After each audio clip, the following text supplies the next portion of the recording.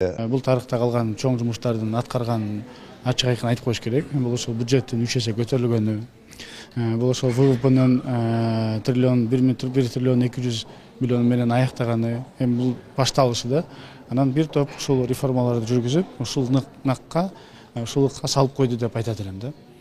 Албетте мүчүлүктөр болгон, үчүлүктөр боло берет. Өзгөчө ошол налогий кодекс боюнча акыркы убактарда бир аз көбүрөөк сөз болуп калды. Бирок жалпысынан алганда, жалпысынан айтканда жакшы иштеди деп баа берет элек. Себеби буну эгерде биз эле айта турган болсок, кыргызстандыктар эле айта турган болсо башка маселе эле. Буну билесиз МВФ айтты, буну Европейский банк айтты, буну эл аралык институттар дагы ачык айкын айтып, мына Кыргызстанда жакшы ушул чоң өзгөрүүлөр болуп атат, чоң өсүштөр болуп атат деп багыттап кетти да.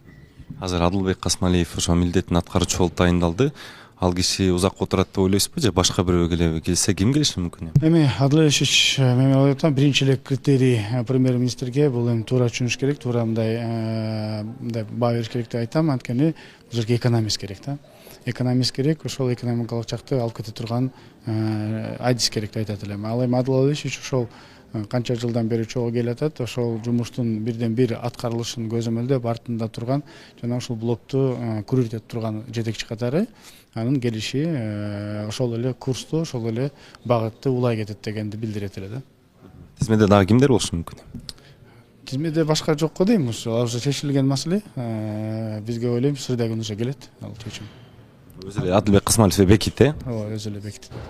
Акылбек Жапаров мына өкмөт баштыктан кеткени айтылды. Эми бул киши 3 жылдай иштептир. Анан сиздин пикириңиз кандай иштеди, кандай баа берет элеңиз? Жакшы иштеди.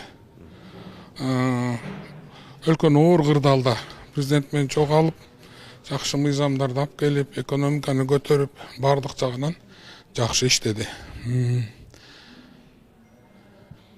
Бирок кээ бир нерселер жаккан жок, ачыгын айтайын. Налогту көбөйтөм дегени, салыкты жана эт боюнча саясаты. Бирок мындай алганда 5 деген баа коймок, кемчилиги -5 коймокмун да. Эмне себептен кетти билбейм. Кетишине ошол жана буга чейин салык кызматынын төрагасы анын орун басары кармалбады беле? Кетишине ошол себеп болушу мүмкүнбү? Биле албайм, балким, биле албайм, чынын айтайын. Бирок жумуш жолунда жакшылык ийгиликтерди каалайм. Өтө кыйын абакта бюджетти өтө көтөрдү, өтө көп жакшы иштерди кылды. Мен оюмча деле ошол жана салык кызматынын жетекчилерине байланышкан маселеден улам кетти деп ойлойм. Анткени салык кызматынын жетекчиси бул Акылбек Жапаровдун эң аткаруу бийлигиндеги ишенген кадрлардын бири болчу да. Анан могу акциз, салык маселесинде бир топ суроолор бар да. Анан эми менимче ушул ал премьер-министр болуп турса, жанагы кызыкчылыктар кагылышы болуп калышы мүмкүн. Ошондуктан менимче эми мындай бир топ суроолор болот болуш керек. Анан эми премьерликтен кеткенден кийин убактысы бар. Ошол жакта айрым суроолорго жооп берет деп ойлойм да. Анан бирок эми Акылбек Жапаров менин оюмча могул Кыргызстан тарыхындагы мыкты премьерлердин бири болду деп ойлойм. Экономика, финансы, салык анча-мынча мындай бузулбай турган дыңдарга, коомчулукка жаман көрүнгөн мындай популярдуу эмес кадамдарга дагы барган учурлар болду да. Ошон үчүн кемчиликтери менен кошо артыкчылыктары деле бар деп ойлойм да.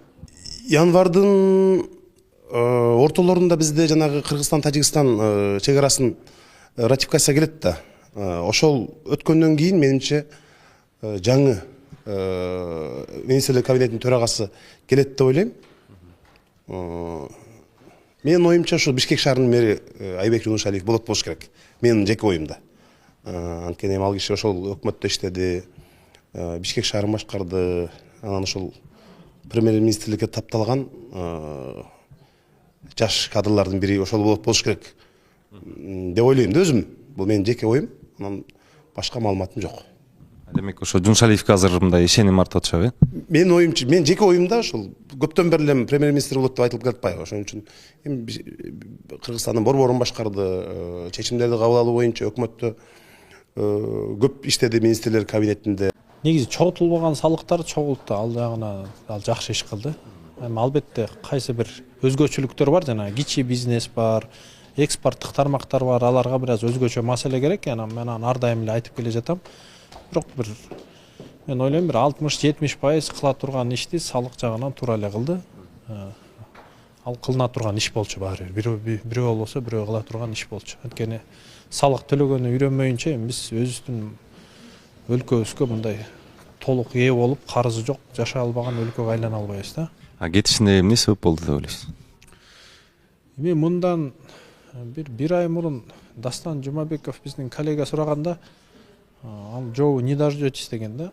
Бирок акыркы окуя бул жанагы салык башчылар боюнча жаңылык чыкты, жана 3 миллиард 200 миллион сом схемалар аркылуу урдалып кетти деп. Мен жеке ойым мүмкүн ошо схемаларга тиешелүү кызматтан кетти деп ойлойм да. Анткени башка себебин деле көрбөй элемин чындыгындачы. Ошол окшойт себеп. Кызматтан кетиши күтүүсүз болдубу мына жеке сиз үчүн? Мындай декабрда кетүүсү күтүүсүз болду. Негизи жакын арада кетет деп ойлоп аттыңыз беле?